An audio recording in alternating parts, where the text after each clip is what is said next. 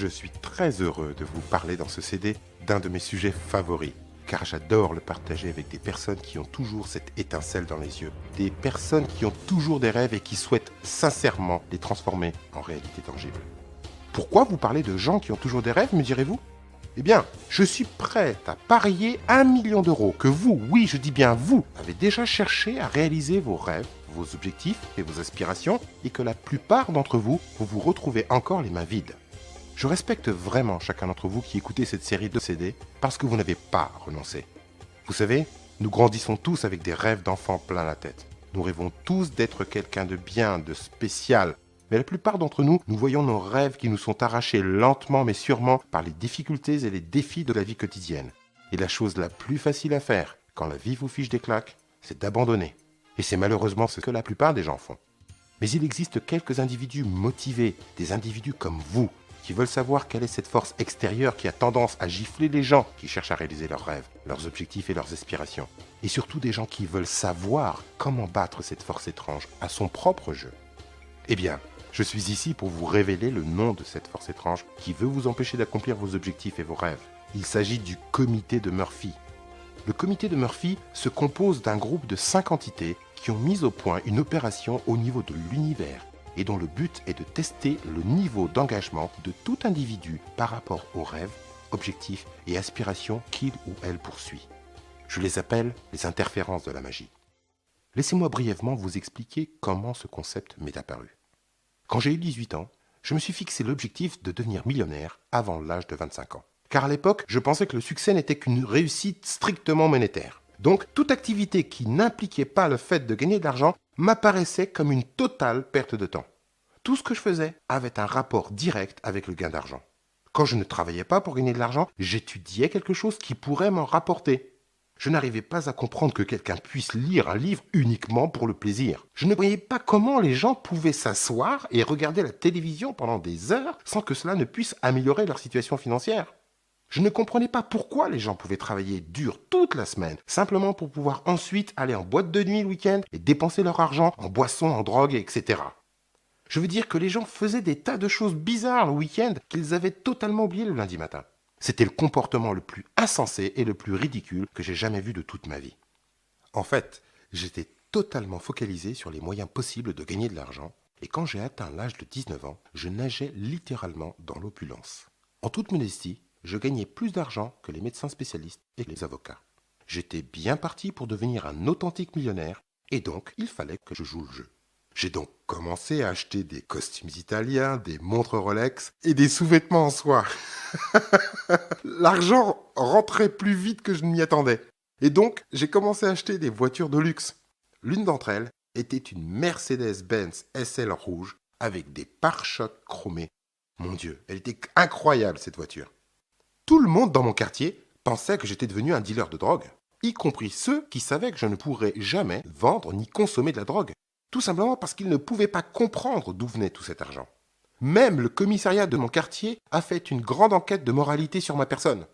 Les policiers ont appelé le concessionnaire Mercedes pour savoir comment j'avais payé ma voiture. Ils ont envoyé un policier en civil pour qu'il devienne mon ami, afin de savoir ce que je trafiquais. Ils pensaient réellement que je faisais quelque chose d'illégal et que mes affaires officielles n'étaient que des couvertures pour quelque opération illicite dans laquelle je devais certainement tromper. C'est absolument sidérant le nombre de théories que les gens ont pu inventer à mon égard.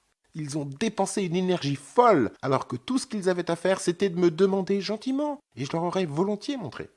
En fait, ils ne m'ont rien demandé et pour ma part, je m'en fichais. J'étais simplement en train de m'occuper à gagner de l'argent. Je me souviens que des gens m'expliquaient que je ferais bien de m'arrêter pour sentir le parfum des roses. Et moi, je ne comprenais pas comment le fait de sentir le parfum des roses m'aiderait à être millionnaire à l'âge de 25 ans. Je n'essayais même pas d'entretenir des relations suivies avec mes petites amies, car je pensais qu'elles allaient me ralentir. J'étais sur le chemin de la fortune, ici, en Amérique, et j'en savourais chaque instant. Quand j'ai eu 21 ans, j'avais travaillé si dur et j'avais gagné tant d'argent que j'ai cru que j'étais arrivé. À cette même époque, j'ai commencé à me sentir très fatigué, voire éreinté, car je dormais littéralement 14 à 16 heures par semaine, c'est-à-dire 2 à 3 heures par nuit. J'ai fait cela pendant pratiquement 4 ans. L'effet néfaste du manque de sommeil m'a finalement rattrapé. J'étais complètement vidé, dans un état d'épuisement physique intense. Je décidai d'arrêter alors de travailler sur mes affaires génératrices de revenus et de commencer à dépenser la petite fortune que j'avais accumulée. J'ai commencé à traîner dans Beverly Hills et à vivre comme les riches et les célèbres. Je résidais dans les hôtels chics et je mangeais dans les restaurants à la mode. Avant de m'en être rendu compte, j'avais déjà dépensé des dizaines de milliers de dollars et j'avais asséché mes cartes de crédit. Je me souviens un jour avoir regardé mon compte épargne et je vis qu'il ne restait que 8000 dollars.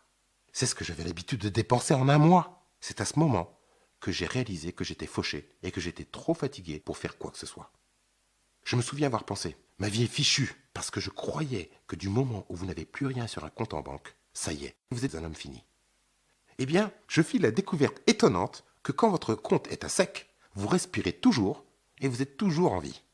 Je compris que quand vous n'avez effectivement plus rien, et quand bien même vous avez moins que rien, vous pouvez toujours être en vie. J'ai eu une autre révélation pendant cette période de vache maigre.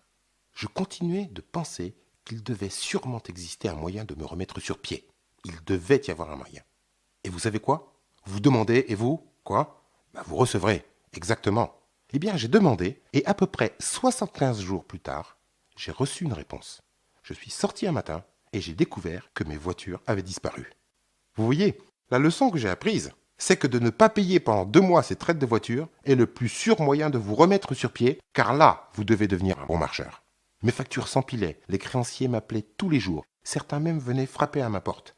J'ai dû prendre la décision de retourner vivre chez ma mère. Je suis tombé malade et je ne me suis pas rasé pendant des mois. Je suis resté dans cet état de dépression et d'abattement pendant presque 8 mois. Je n'arrivais pas à croire ce qui m'était arrivé.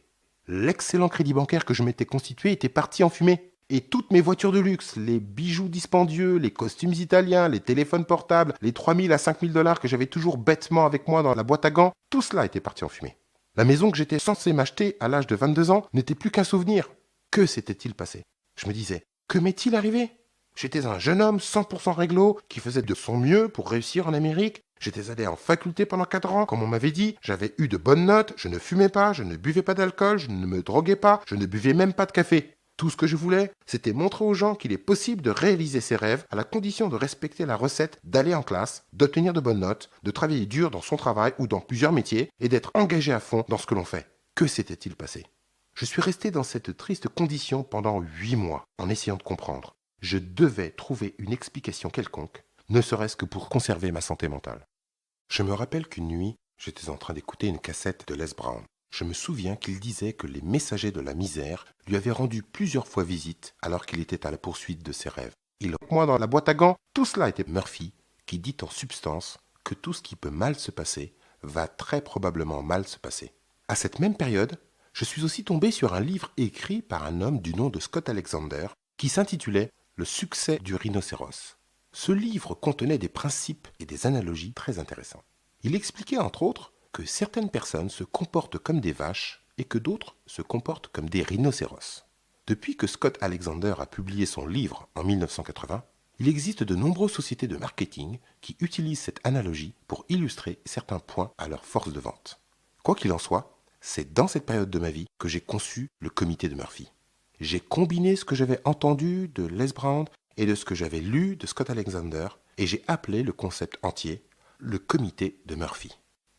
Bon, je comprends bien que le comité de Murphy est un comité imaginaire créé dans mon esprit comme un moyen de comprendre et de gérer tout ce qui s'était passé à cette époque de ma vie et qu'il a depuis joué un rôle clé dans le fait de m'aider à gérer tous les autres défis qui ont traversé ma vie. Et dans les années qui ont suivi, j'ai aussi partagé ce concept avec des gens qui rencontraient des difficultés et des défis dans leur vie. Ils m'ont tous dit que cela les avait grandement aidés. Vous voyez, toute chose d'une grande importance que vous désirez accomplir, vous ne pouvez la trouver que de l'autre côté de la jungle. Il est évident que la jungle n'est pas l'endroit le plus sûr au monde et qu'afin de survivre aux nombreux dangers de la jungle, vous avez l'obligation d'être dans une condition mentale et physique optimale. Vous devez avoir une peau épaisse, un cœur robuste et un état d'esprit de fonceur. Ce sont les caractéristiques d'un rhinocéros.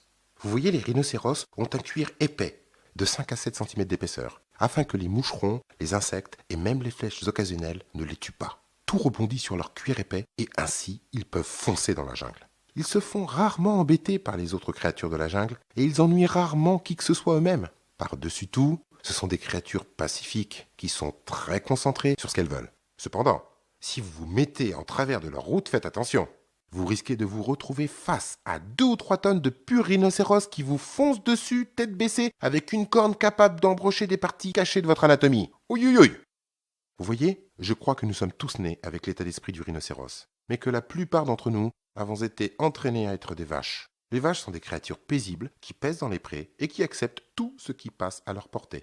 Les vaches ne croient pas qu'elles peuvent prendre le contrôle de leur vie et créer leur propre destin. Elles sont ce que j'appelle les victimes volontaires du système. Elles renoncent volontairement à leur liberté pour une existence médiocre. Ce que je veux dire, c'est que si vous donnez à une vache un revenu régulier, quelques avantages fiscaux, 2 ou 3 semaines de congés payés par an, vous y ajoutez une police d'assurance et si vous lui promettez une retraite qui ne lui paiera que 30% de son dernier salaire, qui n'était déjà pas suffisant à la base, et la vache sera prête à vous donner sa vie en échange. Les vaches font de leur mieux pour vivre une vie dénuée de risques dans les prés. Si c'est facile, elles le voudront. Si c'est confortable, elles le prendront. Si c'est normal et traditionnel, elles seront ouvertes. Si toutes les autres vaches le font, c'est donc la bonne chose à faire. Les vaches ont été convenablement programmées à croire qu'elles n'ont pas le choix quant à la direction de leur vie. Elles font simplement ce que le système leur dit de faire pour réussir. Par exemple, on leur dit d'aller à l'école, d'obtenir une bonne instruction, afin d'avoir un bon emploi dans une grosse entreprise bien stable. Tout ce qu'elles auront à faire, c'est travailler dur, être loyales, et dans 20 à 30 ans, atteindre un poste de cadre supérieur avec des stocks options. Et on leur dit qu'au moment de leur retraite, elles auront tout réussi dans leur vie. Elles auront alors une bonne retraite et une sécurité sociale. Oh, la sécurité, elles adorent ce mot. Eh bien, voilà ce qui se passe habituellement. Elles se lèvent le matin et se battent dans les embouteillages pour aller au travail. Puis elles travaillent toute la journée en regardant l'horloge en permanence. Elles affrontent de nouveau les transports en commun pour rentrer chez elles, elles avalent un petit dîner, elles regardent la télévision, elles prennent une douche et vont se coucher afin de pouvoir refaire les mêmes choses le lendemain.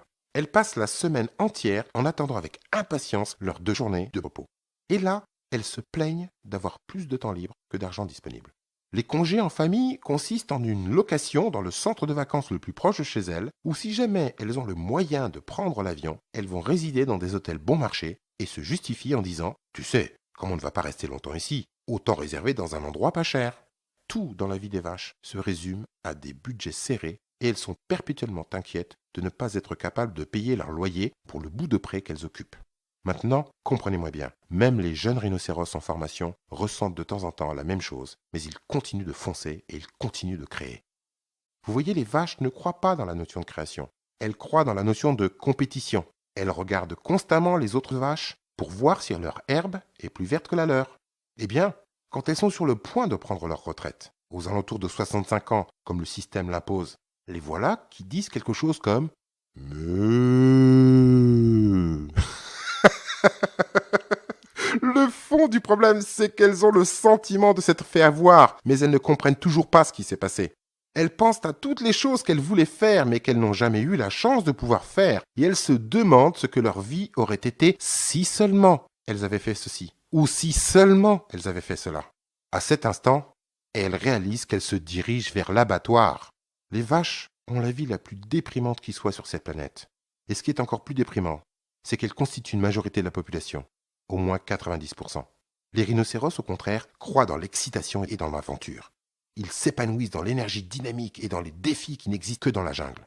Ils ne peuvent supporter la passivité et la médiocrité du pré des vaches. Après tout, il n'y a que de l'herbe et du fumier. Les rhinos réalisent que d'un côté de la jungle se trouve le pré des vaches et que de l'autre côté se trouve le pays du paradis et que c'est là que se retrouvent toutes leurs aspirations, tous leurs rêves et tous leurs désirs. Les rhinos réalisent qu'il y a du danger dans la jungle. Ils savent que parvenir de l'autre côté ne sera pas facile, mais que la facilité n'est pas une option pour eux. Car si le succès était facile, eh bien vous devinez la suite. Ce ne serait pas le succès, ce serait la médiocrité. Vous savez, c'est facile d'être fauché, d'être pauvre, de se sentir misérable et malheureux avec du poids en trop. C'est facile de s'ennuyer, de se sentir frustré. C'est facile d'abdiquer sa liberté. C'est facile de rester assis dans le pré des vaches et de regarder la télévision tous les jours et de se demander pourquoi on n'aboutit à rien dans la vie. C'est facile de renoncer à ses objectifs, à ses rêves, à ses aspirations. C'est facile de rester assis et d'écouter ses CD sans faire ni terminer les exercices. C'est facile de s'asseoir passivement et de regarder les choses arriver. Les rhinocéros ne s'assoient pas pour regarder les choses arriver. Ils font arriver les choses. Ils n'attendent pas les circonstances désirées, ils créent leurs circonstances. Ils ne se concentrent pas sur les problèmes de la vie, ils se concentrent sur les solutions. Les rhinos passent à l'action. Une action massive pour atteindre leurs objectifs. Les rhinos réalisent le pouvoir qui existe dans leur mental et ils apprennent à utiliser les outils et les stratégies qui les aideront à obtenir ce qu'ils désirent dans la vie. Et bien plus encore, ils comprennent que même s'ils tirent des avantages énormes des outils et stratégies existantes, il est bien plus efficace et plus puissant de se bouger les fesses et de passer à l'action. Vous voyez, par la pensée, ce que vous voulez vient à vous, mais c'est par l'action que vous le recevez. Tout ce concept des rhinocéros, des vaches et de la jungle est juste une manière de vous faire comprendre que même si vous mettez en pratique ce concept et ces stratégies, la réalisation de vos rêves ne sera pas une promenade de santé. Si c'était le cas, eh bien, tout le monde ferait la queue pour entrer dans la jungle. Néanmoins, sur 100% de la population, seulement 10% entreront dans la jungle, et parmi ces 10%, seuls 30% arriveront à traverser la jungle pour atteindre le pays du paradis. Les 70% restants vont soit retourner dans le pré des vaches, soit mourir dans la jungle. Donc, seulement 3% de la population arriveront de l'autre côté de la jungle. Les 97% restants finiront fauchés ou morts. Ils vont finir par dépendre de leurs amis, de leur famille ou du gouvernement en ce qui concerne leur principale source de revenus ou de soutien. Maintenant, si jusqu'à présent vous avez été dérangé par cette discussion de vaches et de rhinocéros, cela peut vouloir dire deux choses. Numéro 1, vous êtes actuellement un jeune rhinocéros en formation qui est quelque peu dérouté, en train d'errer dans le pré des vaches. Au plus profond de vous-même, vous savez que votre place n'est pas dans le pré, mais vous avez oublié où se trouve l'entrée de la jungle. Ou numéro 2, vous avez été systématiquement formé et conditionné en tant que vache, et vous êtes en train de vous demander pourquoi vous écoutez ce programme de CD. Vous pouvez penser que cette conversation sur les vaches, les rhinocéros et la jungle est la chose la plus stupide que vous ayez entendue de toute votre vie. De plus, la roue de la fortune ou un programme télévision similaire est en train de passer et vous vous dites que vous feriez mieux de le regarder. Eh bien, si vous êtes un rhinocéros en formation, perdu dans le pré des vaches, ne soyez pas inquiet parce que vous êtes sur le point de retourner dans la jungle. Vous êtes soit probablement celui ou celle qui avait terminé tous les exercices précédents contenus dans le programme de CD Créer la magie. Soit vous croyez que vous connaissez déjà tout cela. Eh bien, si vous n'avez pas terminé les exercices parce que vous croyez tout savoir, c'est probablement la principale raison pour laquelle vous n'êtes pas en train de vivre vos rêves. C'est probablement la principale raison pour laquelle vous êtes perdu dans le pré des vaches. C'est probablement pourquoi vous êtes quelque part paumé et vous pensez « Mon Dieu, qu'est-ce que je fais là? Je ne devrais pas en être là dans ma vie. » Si vous sentez que vous êtes une vache conditionnée, ne vous sentez pas mal à l'aise parce que au moins vous êtes encore en train d'écouter. C'est bon signe. Cela veut dire que l'état d'esprit du rhinocéros est en train de se libérer. Et plus vous écouterez ce CD, et plus vous écouterez d'autres CD de développement personnel et lirez des livres et assisterez à des séminaires sur le sujet, plus votre puissance va se libérer, plus le génie qui est en vous va se libérer et se révéler ouvertement à vous. Le point clé à retenir est ce que j'ai dit plus tôt dans ce CD. Chacun d'entre nous, je dis bien chacun d'entre nous, est né avec cet esprit de rhinocéros, mais la plupart d'entre nous avons été formés à être des vaches. Je dis cela parce que nous sommes tous venus sur cette terre avec une détermination incroyable. Après tout, nous avons gagné notre première course. Permettez-moi de vous expliquer. Nous avons dû battre à la nage des millions d'autres spermatozoïdes afin d'être le premier à pénétrer dans l'ovule pour le fertiliser. C'était une nage à contre-courant et nous sommes arrivés les premiers. En ce qui me concerne, tout être humain vivant sur cette planète possède au plus profond de lui l'esprit d'un rhinocéros et est donc un gagnant.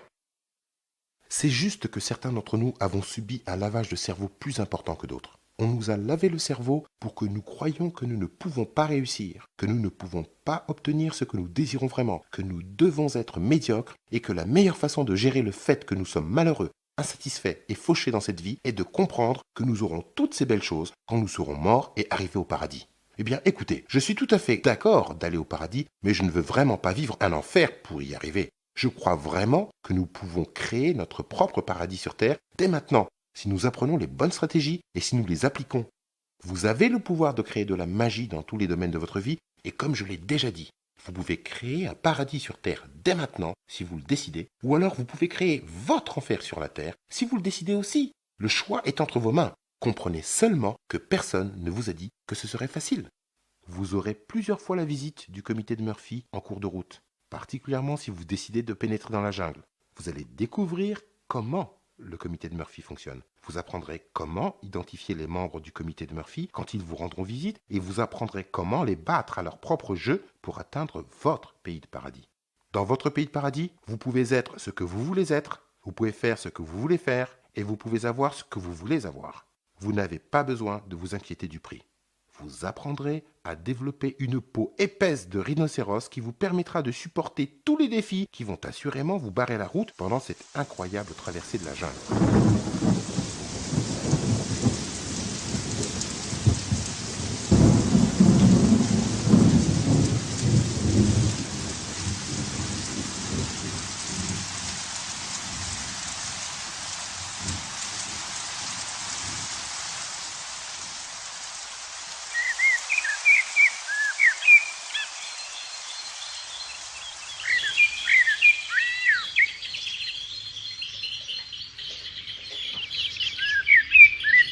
Bon, nous sommes de retour.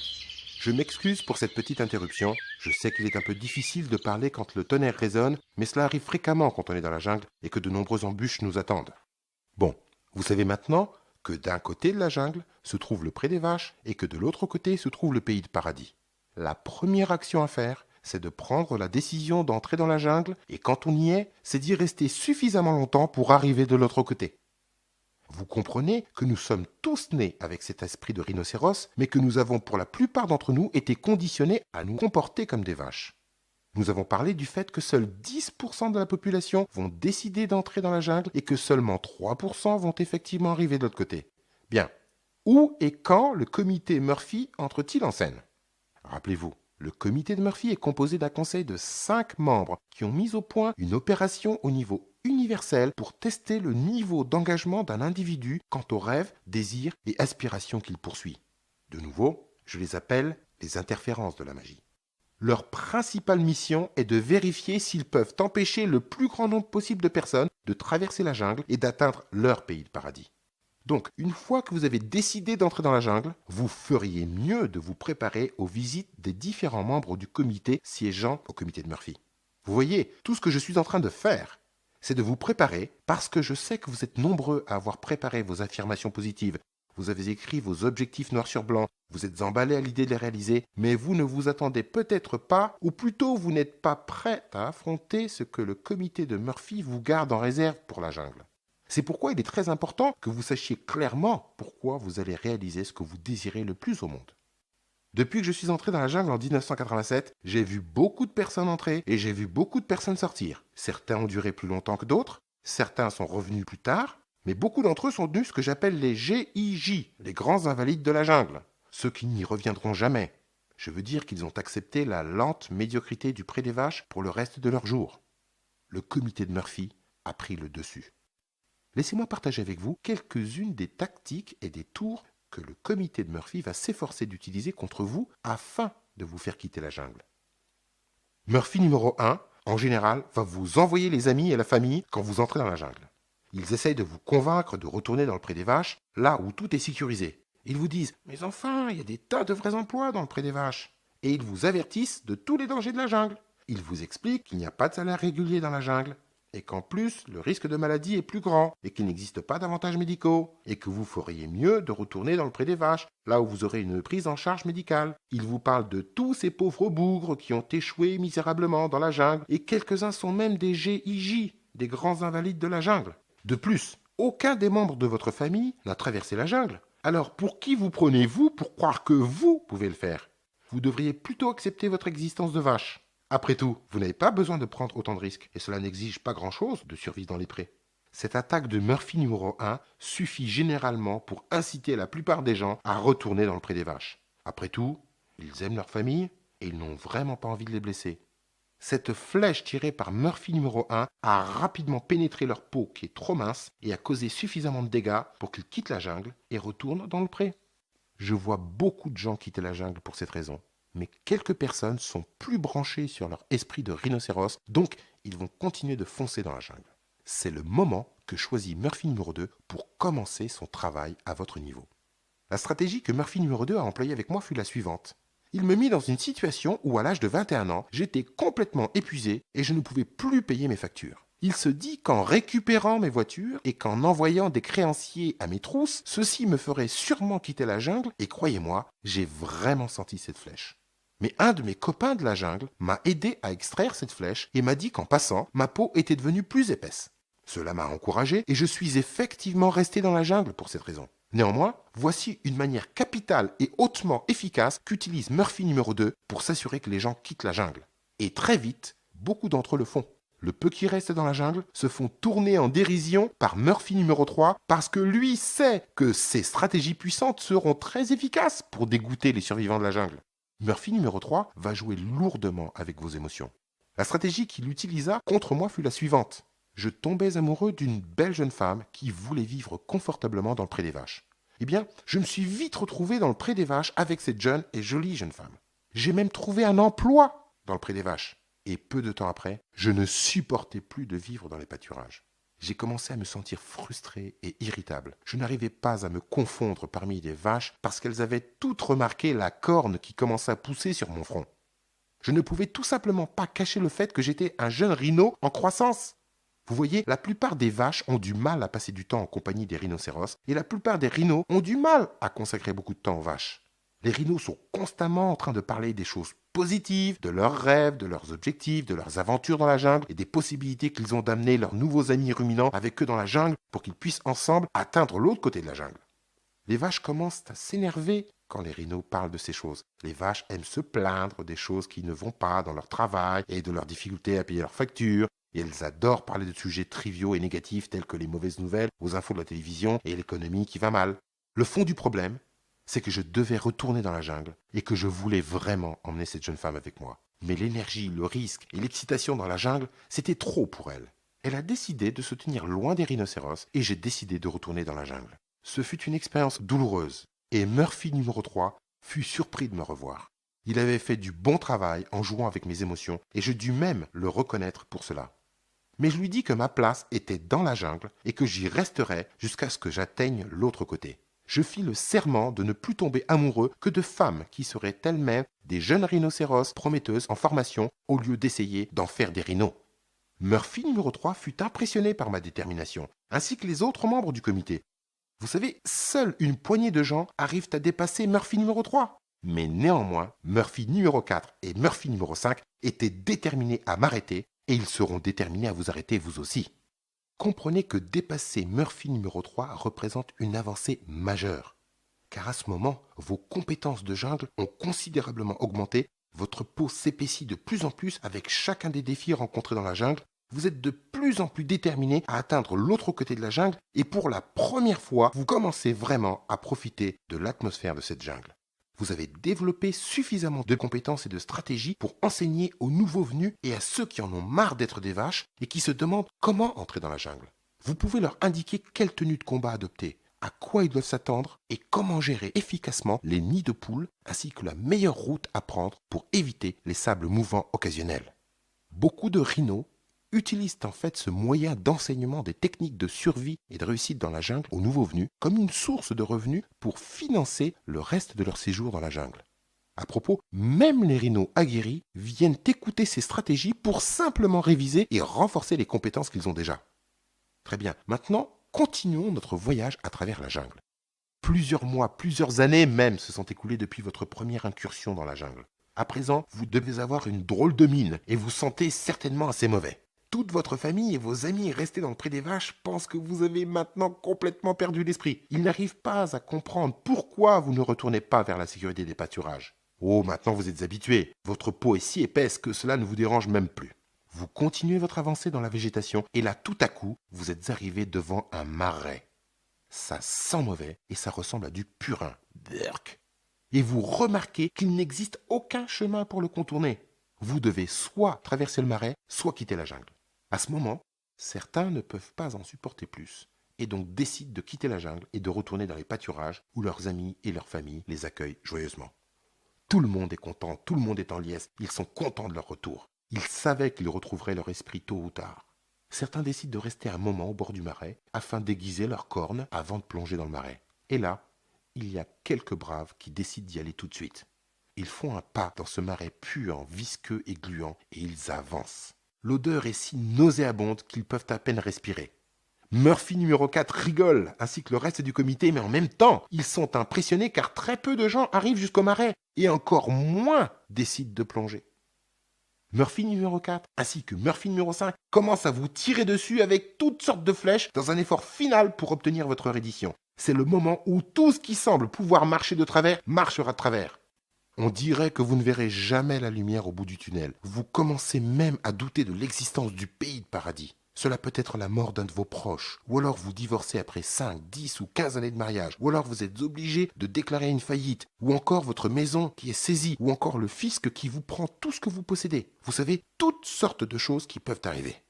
Tout ce qui peut mal se passer va probablement mal se passer. Le point important à comprendre est que ceci ne vous arrive que quand vous êtes le plus proche de votre objectif. Je sais que c'est parfois dur à croire, mais croyez-moi, c'est vrai. Demandez simplement à n'importe quel rhino qui a réussi et il vous le confirmera. Vous devez simplement comprendre que Murphy numéro 4 et Murphy numéro 5 exercent un effort final pour vous arrêter. Si vous persévérez pendant cette phase, vous avez réussi parce que bientôt, ils vont être fatigués de vous ennuyer. Ils vont dire quelque chose comme « Hey, tu vois ce gars Jerry ?» Ou alors vous substituez votre prénom pour le mien. « Tu vois ce gars Jerry ? Il est encore debout. Il ne semble pas comprendre qu'il ne peut pas gagner. » Moi, je vais te dire, il ne nous amuse plus. Ça fait des mois, voire des années qu'on le tourmente et il ne semble vraiment pas comprendre. Pourquoi ne pas le laisser tranquille et aller chercher quelqu'un d'autre à éprouver ? Et tout à coup, vous vous retrouvez dans une eau bleu clair, transparente comme le cristal, en train de marcher vers une plage. C'est le jour le plus incroyable de toute votre vie. Le soleil rebondit gentiment sur votre nouvelle peau propre de rhinocéros. La femme la plus belle, substituée pour vous, mesdames, le plus bel homme, vous accueille, vous embrasse et vous escorte jusqu'à votre limousine Mercedes-Benz AMG super allongée. Et votre chauffeur vous accueille par votre nom. Alors que vous roulez sur l'autoroute, à l'arrière de la voiture, tout en sirotant un verre d'eau défiant bien fraîche, vous dépassez quelques vaches et vous regardez leur visage disgracieux et le regard triste qu'elles vous lancent. À l'occasion, vous en voyez une qui contemple la limousine et vous pouvez lire sur ses lèvres quand elle dit « Il y en a qui ont de la chance ». Votre chauffeur arrive finalement au sommet d'une colline devant une grille de sécurité qui l'ouvre avec un commutateur électronique. Vous passez devant une fontaine magnifique de 3 mètres de haut située au beau milieu de votre allée. Le chauffeur gare la limousine dans le garage et vous sortez pour vous diriger vers l'ascenseur. Les portes de l'ascenseur s'ouvrent sur l'entrée principale de votre propriété et vous posez les pieds sur un plancher de marbre noir.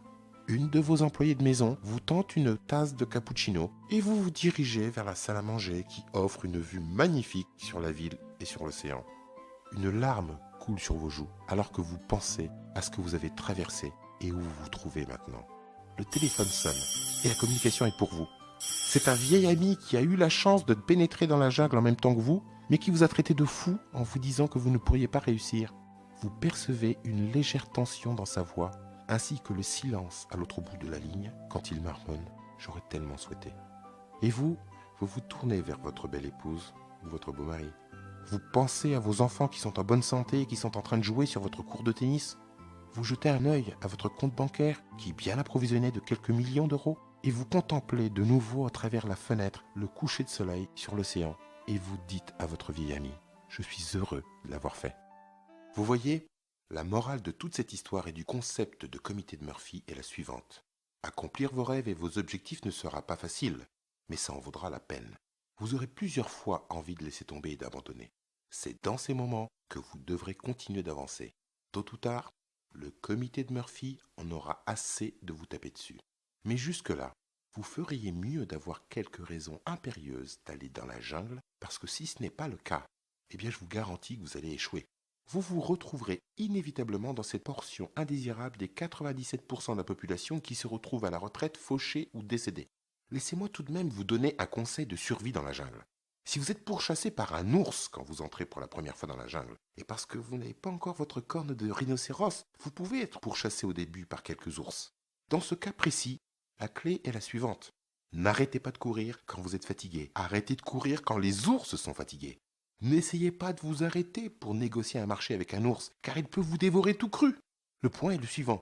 Les ours ne négocient pas. C'est la même chose en ce qui concerne le succès que vous désirez atteindre. Vous devez payer le prix fort et vous devez le payer à l'avance. La plupart des gens veulent la récompense avant d'avoir payé le prix. Comme disait Earl Nightingale, la plupart des gens veulent du feu avant de mettre du bois. Réfléchissez un moment à ceci. Imaginez que vous rentriez dans une banque et que vous disiez « J'ai 100 000 euros à déposer, mais avant de le faire dans votre banque, je veux que vous me payiez des intérêts sur cette somme pendant 1 an. » Le banquier ira probablement appeler les urgences psychiatriques pour vous faire examiner. retirez-vous de l'esprit l'idée de pouvoir obtenir quelque chose sans rien donner en échange. Seules les vaches peuvent penser ainsi. J'ai entendu un jour la phrase suivante. Dans la vie, vous gagnez parfois, vous perdez parfois, il arrive même que des matchs soient annulés pour cause de mauvais temps, mais vous devrez toujours vous arranger avec chacune des situations. Vous voyez, réaliser vos objectifs ressemble au jeu de football. Vous ne pouvez pas gagner tant que vous n'avez pas marqué quelques buts, et vous ne tirerez pas de but sans rencontrer quelques résistances de l'équipe adverse. Le comité de Murphy vous opposera assurément quelques résistances. Comprenez que c'est leur travail et qu'ils le font très bien. Néanmoins, si vous comprenez les lois de l'esprit humain et le concept du comité de Murphy, vous ne serez pas trop dérangé par l'apparence de la défaite ultime. Au contraire, vous allez vous réjouir et vous allez conserver à l'esprit la vision de ce que vous désirez vraiment, parce que vous remercierez aussi à l'avance du fait de l'avoir déjà réalisé. Henry J. Kaiser a écrit « Les problèmes sont simplement des opportunités qui se présentent en bleu de travail ». Henry Ford a dit « L'échec est l'opportunité de recommencer plus intelligemment ». Vous voyez, je voudrais que vous réalisiez que vous développez du caractère en traversant les luttes. Une fois que vous aurez atteint l'autre côté de la jungle, vous serez surpris du prix dérisoire que vous aurez effectivement payé parce que vous serez récompensé au centuple. Et comprenez que statistiquement, seul un petit pourcentage de notre population aura traversé le marais.